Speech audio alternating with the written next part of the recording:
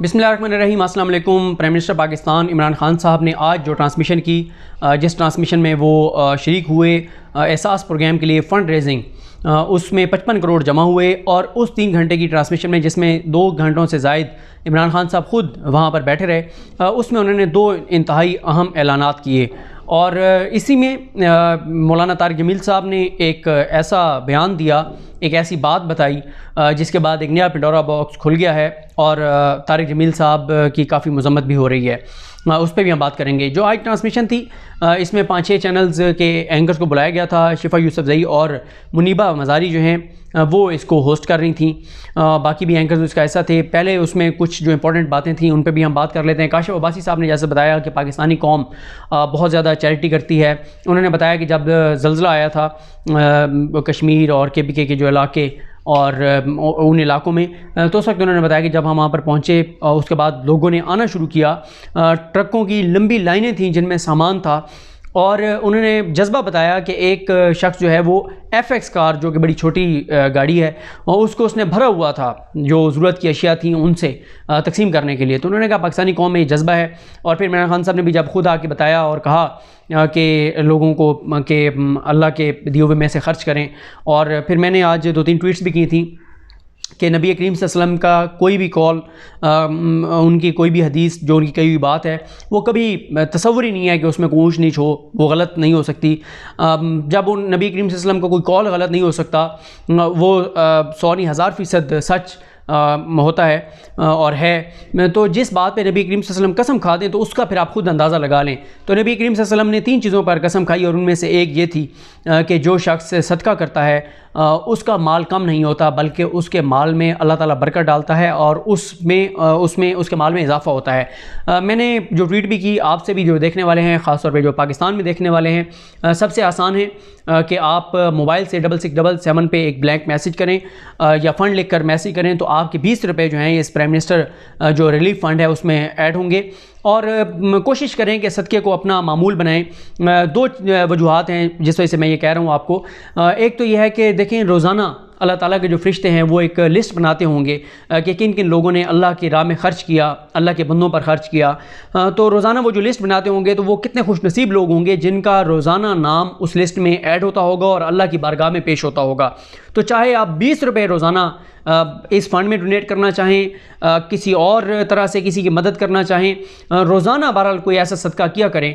आप बहुत से वेबसाइट्स के ऊपर लिखा हुआ है कि सदक़े के कौन कौन से तरीके हैं, क्या क्या चीज़ें सदका हो सकती हैं, कौन कौन से तरीके हैं, कौन कौन से ज़रिए हैं, वो पढ़ लें ताकि कोई एक ऐसा। और ख़ास तौर पे ये भी आप हो सकता है कि आप अपने बच्चों के हाथ से सदका करवाएं ताकि उनको बचपन से ही आदत पड़े अल्लाह की राह में ख़र्च करने की। और दूसरी ये है कि अगर आप 20 रुपये इस फ़ंड में डोनेट करते हैं तो अगर किसी को, हकदार को, उसको मिला है, मुस्तहिक को ये मिले हैं पैसे, और अगर वो हाथ उठा के और अल्लाह से दुआ करता है कि या अल्लाह ये फ़ंड जो है, इस फ़ंड में डोनेट करने वाले जितने भी लोग हैं उन पे अपना करम कर, अपना फजल कर, तो आप 20 रुपये दे के और उस गरीब की उस दुआ में शामिल हो जाएंगे जो उसने उन सब के लिए की है। यानी 1 करोड़ वाला भी, 3 करोड़ वाला भी उसमें शामिल है और 20 रुपये डोनेट करने वाला भी शामिल है। तो इसलिए आप अभी जो है वो 20 रुपये डोनेट कीजिए 6677 लिख के। और ख़ास तौर पे आज के दिन का पता नहीं सिर्फ उनका है या कल भी ये होगा, जैज़ के जो हैं उनका उसी ट्रांसमिशन में उन्होंने ऐलान किया कि अगर कोई 20 रुपये डोनेट करेगा तो 20 रुपये जैज़ अपनी तरफ से डालेगा और 40 रुपये जो है वो डोनेट किए जाएंगे। और अगर इस आपके दिए हुए 20 रुपये में से किसी गरीब के बच्चे का दूध जो है, जो अगर उसको पैसे मिलेंगे, उसके गरीब के बच्चे के को जो पैसे मिलेंगे उससे वो अपने बच्चे का दूध लेगा, तो आप अंदाज़ा लगाएं कि उसके दिल से कितनी दुआ निकलेगी। और इस तरह का जो गरीब बंदा जो मुस्तहिक होता है उसके दिल से जो दुआ निकलती है वो फिर अल्लाह ताला ज़रूर कबूल करता है। और अल्लाह ताला आप पे करम करे जो लोग इस फ़ंड का हिस्सा बनेंगे। चाहे आप इस फ़ंड में नहीं देना चाहते, ना दें। आप अपने हाथ से सदका करना चाहते हैं, किसी को देना चाहते हैं, किसी डिज़र्विंग को, अपनी फैमिली में, अपने दोस्तों में, अपने पड़ोसियों में, तो बिल्कुल दें। लेकिन कहने का मकसद यह है कि बस सदका जो है वो करते रहा करें, अल्लाह ताला आपको इसका अजर दे। और लोगों को, दोस्तों को, फैमिली में दूसरे लोगों को भी कायल किया करें। अगर आपने किसी को कायल कर लिया और उसने सदका करना शुरू कर दिया तो वो जितना सदका करेगा आपको मुफ्त में सवाब मिलता रहेगा, क्योंकि आपने उसको कायल किया होगा। तो अल्लाह ताला अपना करम करे। सॉरी, ये बात ज़रा सदक़े के हवाले से लंबी हो गई। ज़ाहिर है मैं भी ये सोचता हूँ कि अगर मेरी बात सुन के कोई कायल हो जाए और वो सदका करने लगे तो ये मेरे लिए भी सदका जारी है। और इस वक्त ज़रूरत है पाकिस्तान को, पाकिस्तानियों को, पाकिस्तान के लोगों को। तो इसलिए बहुत ज़रूरी है कि हम लोगों को कायल करें ज़कात के लिए और सदक़ात के लिए और इन चीज़ों के लिए। इसके बाद उन्होंने बताया कामरान शाहिद साहब ने कि 1990 में इमरान खान साहब जो हैं वो उनके स्कूल में आए और उस वक्त ये होता था कि 20 रुपये का टिकट होता था डोनेशन का। जो 10 टिकट बेचता था तो उसको एक बैग मिलता था इमरान खान के टाइगर का। तो उन्होंने बताया कि स्कूल के बच्चे उस वक्त बढ़ चढ़ के इमरान खान के इस फंड में शौकत खानम के लिए हिस्सा लेते थे। और ये वो वक्त था जब बड़े बड़े सियासतदानों पर करप्शन, लूट मार के इल्ज़ामात थे, लेकिन इमरान खान पर उस वक्त इतना एतमाद करते थे लोग कि छोटे छोटे बच्चे जो हैं स्कूल के वो भी 20-20 रुपये डोनेट करते थे। नदीम मलिक साहब ने बताया, उन्होंने कहा 12-13 साल से मैं शौकत खानम को डोनेट करता हूँ। काशिफ अब्बासी साहब ने बताया कि उनकी वालदा ने 10 लाख रुपए डोनेट करने का कहा शौकत खानम को, और मैं जानता हूँ बहुत से लोगों को जो शौकत खानम को डोनेट करते हैं। और नदीम मलिक साहब ने कहा कि मैं इसलिए शौकत खानम को डोनेट करता हूँ कि शौकत खानम से कई डिज़र्विंग जो लोग होते हैं उनका जो होते हैं कैंसर के मरीज़ होते हैं उनका इलाज होता है। और ज़ाहिर है ये बहुत बड़ा एक अजर अज़ीम मिलता है उन लोगों को जो डोनेट करते हैं कैंसर के मरीज़ों के लिए या किसी भी तरह के मरीज़ के लिए। जावेद मियादाद साहब ने एक बात की, उस पर पहले तो बड़ा कहका लगा, फिर साथ ही खामोशी छा गई और उनके क्लिप को एडिट करके और आधा हिस्सा जो है उसका ट्विटर पे एक जमात के मीडिया सेल ने वो किया, वायरल किया। लेकिन जावेद मियादाद साहब ने ये कहा, उन्होंने कहा कि इमरान खान की तो वो शायद किस्मत में ही मांग रहे हैं। वो उन्होंने ये कहा कि पहले ये शौकत खानम के लिए मांगते थे और फिर उन्होंने कहा कि अब लोग गरीब लोगों के लिए मांग रहे हैं। यहाँ तक जब बात की तो बड़ा इसका कहका लगा, लेकिन फिर आगे उन्होंने कहा कि जो लूटने वाले थे वो तो लूट के और चले गए हैं, और फिर खामोशी छा गई। तो उनका कहने का मकसद ये था कि इमरान खान जो है वो पहले भी ज़ाहिर है गरीबों के लिए मांगते थे, अब भी गरीबों के लिए मांग रहे हैं। और मुल्क को जिस तरह से लूटा गया है, मुल्क की मईशत को कमज़ोर किया गया है, काश के इस मुल्क के पास पैसे होते तो शायद इमरान खान डोनेशंस ना मांग रहे होते। डोनेशंस तो अमेरिका में भी लोग डोनेशंस दे रहे हैं, अमेरिका में भी लोग जो गरीब लोग हैं उनको डोनेट कर रहे हैं। तो ये तो खैर पूरी दुनिया में है, लेकिन पाकिस्तान चैरिटी ज़्यादा करते हैं। और इमरान खान साहब ज़ाहिर अपनी ज़ात के लिए नहीं मांग रहे, पहले शौकत खानम के लिए मांगते थे और अब जो है वो इसके लिए मांग रहे हैं, गरीब लोगों के लिए मांग रहे हैं। तो अल्लाह की के बारगाह में, अल्लाह के सामने उन लोगों का अजर कितना होगा जो अल्लाह के गरीब बंदों के लिए मांगते हैं। और अल्लाह ताला अपने बंदे से माँ से 70 गुना ज़्यादा प्यार करता है। तो जो अल्लाह के किसी गरीब बंदे के लिए पैसे मांगता है, उसके लिए कुछ करता है, तो आप अंदाज़ा लगाएं कि अल्लाह को अपने उस बंदे से कितनी मोहब्बत हो जाती होगी जो उसके उस बंदे के लिए मांग रहा है जो मुश्किल में है। जैसे माँ अपने बच्चों को मुश्किल में नहीं देख सकती, तो अल्लाह ताला भी ये किसी अपने बंदे को जब मुश्किल में देखते होंगे तो वो भी अल्लाह ताला उन लोगों पे बड़ा करम करते होंगे जो अल्लाह के उस बंदे जो मुश्किल में उसकी मदद के लिए आगे बढ़ता है। इमरान खान साहब ने 2-3 बहुत अहम ऐलानात किए अपनी इस जब वो आए। इमरान खान साहब ने कहा, और मैं ये बता दूं कि ये भी कहा जावेद मियादाद साहब ने, पहले बता दूं कि अब मुल्क जो है वो महफूज हाथों में है। इमरान खान साहब ने एक तो ये ऐलान किया, उन्होंने कहा मसाजिद को हमने ठीक है SOPs के साथ खोलने का कहा है, लेकिन अगर उन SOPs को वायलेट किया गया तो हम मस्जिदें बंद भी कर सकते हैं। इसलिए हर शख्स पे ये जिम्मेदारी है, हर शख्स अपने किरदार अदा करे कि घरों में इबादत करे। जो मस्जिद में जाना चाहता है 50 साल से कम उम्र का, 18 साल से ज़्यादा उम्र का, वो SOPs को फॉलो करें, घर से वज़ू करके जाएं और जाए नमाज लेकर जाएं, SOPs के साथ जाएं, वरना हर घर को इबादत का मरकज़ बना दें। और ये भी एक बड़ा सवाब का काम है। फिर इमरान खान साहब ने जो ज़्यादा इंपॉर्टेंट जो 2 ऐलानात हैं वो ये हैं, एक तो उन्होंने कहा है कि हम शरह सूद को मज़ीद कम कर सकते हैं, ये उन्होंने इंदिया दिया है। अगर 1% भी और शरह सूद कम होता है तो यकीन करें इससे पाकिस्तान को बहुत फ़ायदा है, लोगों को रोज़गार के लिए कर्ज़े लेने में बहुत फ़ायदा है। और अल्लाह करे कि वो वक्त आए कि पाकिस्तान में ये सूद की लानत मुकम्मल तौर पे ख़त्म हो जाए। लेकिन ज़ाहिर है अभी हमने दुनिया के साथ चलना है, हमारी मजबूरियाँ हैं, हम एक पूरी दुनिया के सिस्टम के साथ हमने चलना है। लेकिन 9% पे आ गया है, 1% भी और कम होगा तो उससे बहुत ज़्यादा फ़ायदा है। और अल्लाह करे जैसे कुछ कारोबारी हज़रात के लिए बहुत सी स्कीमें ला रहे हैं, जो दरमियानी तबके के कारोबारी हैं उनके लिए स्कीमें ला रहे हैं, तो उससे पाकिस्तान को बहुत फ़ायदा होगा। एक तो ये बहुत इंपॉर्टेंट ऐलान था। और इमरान खान साहब ने एक और बात ये भी बताई है कि ट्रंप के साथ उनकी बात हुई है। ट्रंप जो हैं वो वेंटिलेटर पाकिस्तान को भिजवा रहे हैं। और इस वक्त आप अंदाज़ा लगाएं कि मार्केट में एक वेंटिलेटर की कीमत 65 से 70 लाख है। अगर वो 50 भी वेंटिलेटर्स भेजते हैं तो आप खुद अंदाज़ा लगा लेंगे कितनी बड़ी रकम है। और इसकी वजह यह है कि पाकिस्तान ने क्लोरोक्विन जो टैबलेट दी है अमेरिका को, और उनकी अगर आप रकम देख लें तो वो बहुत कम पैसे वो बनते हैं। लेकिन वेंटिलेटर अगर हमें 50 भी अमेरिका दे देता है तो ये बहुत बड़ी पाकिस्तान के लिए अचीवमेंट होगी कि 50 वेंटिलेटर भी अगर पाकिस्तान को मिल जाते हैं तो।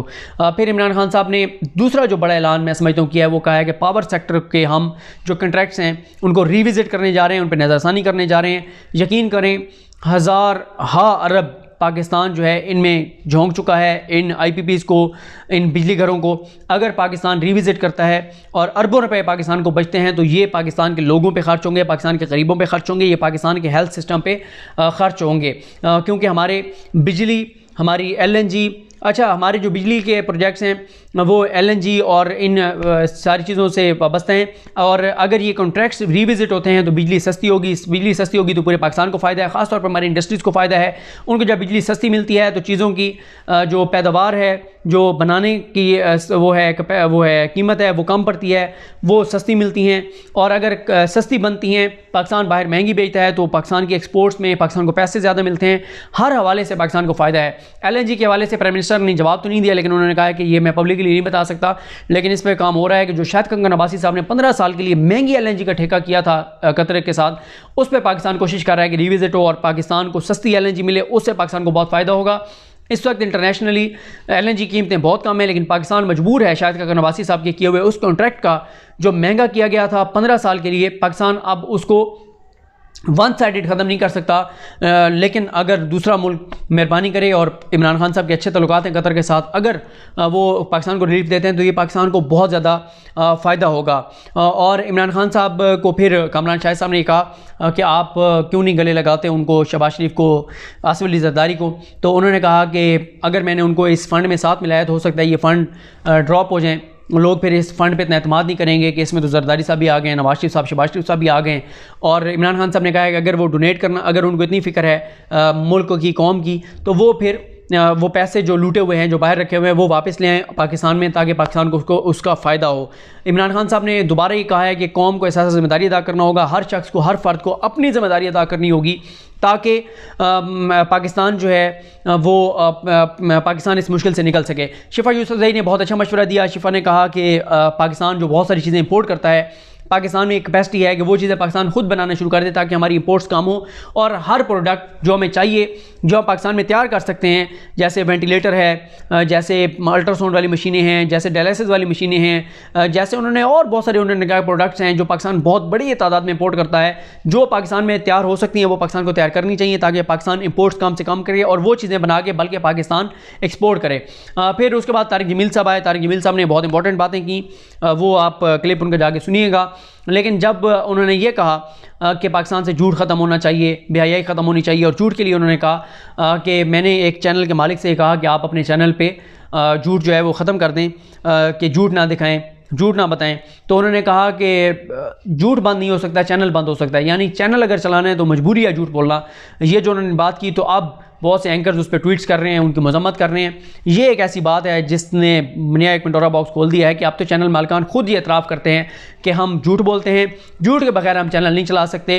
तो ये आप अंदाज़ा लगाएं कि क्या सूरत हाल है। बाकी तारिक जमील साहब ने कहा है कि इमरान खान साहब को एक उजड़ा हुआ चमन मिला है, अब इमरान खान साहब इसको किस हद तक बना पाते हैं ये इमरान खान पर डिपेंड करता है।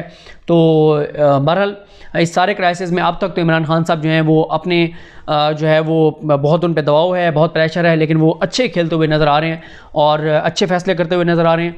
अल्लाह ताला करम करे, पाकिस्तान को अल्लाह ताला और अल्लाह ताला पूरी दुनिया को इस आफत से निकाले और इस कोरोना के अजाब से बचाए। तारिक जमील साहब ने जैसे कहा है कि रमज़ान मुबारक की पहली जो रात होगी उसमें, यानी जब कल रात को जब चाँद नज़र आए, उसके बाद आप घरों में तरावी भी पढ़ें और उसके बाद 2 नवाफिल पढ़ के और अल्लाह ताला से तौबा भी करें, अल्लाह ताला से माफ़ी भी मांगें, अल्लाह ताला से दुआ भी करें। ये आसमानी आफत है और आसमान वाला ही अल्लाह ताला ही इससे यानी निजात दे सकता है। और अल्लाह ताला से माफ़ी मांगें, दुआ करें, इज्तिमाई दुआ करें जैसे ही कल चाँद नज़र आए, और जहाँ पे चाँद नज़र आ चुका है वो भी नवाफिल पढ़ें और उनको रमज़ानुल मुबारक की मुबारक हो। एक ऐसा महीना जिसमें एक एक जो हमारी नेकी है उसकी सैकड़ों गुना ज़्यादा हमें जो है वो अजर मिलता है। तो बस इसमें सदका करिए, खैरात करिए, ज़कात दीजिए, लोगों की मदद कीजिए, अल्लाह की राह में ख़र्च कीजिए। अल्लाह ताला जैसे नबी करीम सल्लल्लाहु अलैहि वसल्लम ने कसम खाई थी कि आपका माल कम नहीं होगा, बढ़ेगा। अल्लाह ताला हमें सदका करने की तौफीक अता फरमाए। अल्लाह ताला हमें अपनी बारगाह में खड़े होकर और उस बारगाह में तौबा करने की, नेक काम करने और नेकी फैलाने की तौफीक अता फरमाए। मुझे अपनी दुआ में याद रखें। हल्की हम सब का हामी नासरो। अल्लाह हाफ़िज़।